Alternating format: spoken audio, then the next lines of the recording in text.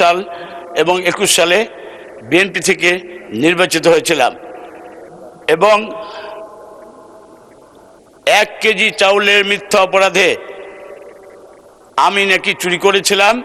এই মিথ্যা অপরাধে আমাকে সেদিন ঈদের মাঠ থেকে কারাগারে তৎকালীন ফ্যাসিস্ট তারা ঈদ করিয়েছিল এবং তিনবার জনগণ আমাকে দিনাজপুর পৌরসভার জনগণ মেয়র হিসাবে ব্যাপক ভোটের ব্যবধানে নির্বাচিত করে আনার পরেও আমি দীর্ঘ 15 বছর দিনাজপুরে তেমন কোনো উন্নয়নমূলক কাজ করতে পারিনি।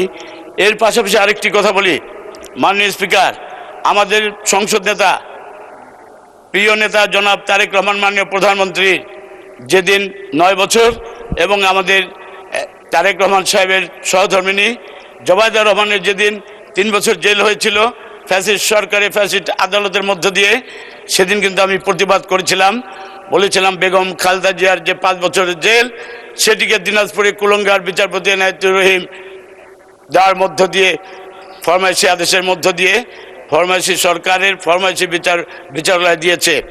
এই কথাটি বলার জন্য সেদিন আমাকে 1 মাস জেল দিয়েছিল, 1 লাখ টাকা ফাইন করেছিল এবং আল্লাহ রাব্বুল আলামিন আমাদের প্রিয় নেতা জনাব তারেক রহমান সেটির ফল কিন্তু আমাকে দিয়েছেন।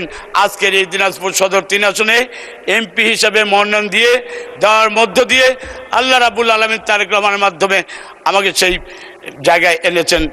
আমি আমার দিনাজপুরে 10টি ইউনিয়ন এবং 1টি পৌরসভার সাধারণ মানুষকে আমি ধন্যবাদ দিই আপনার মাধ্যমে।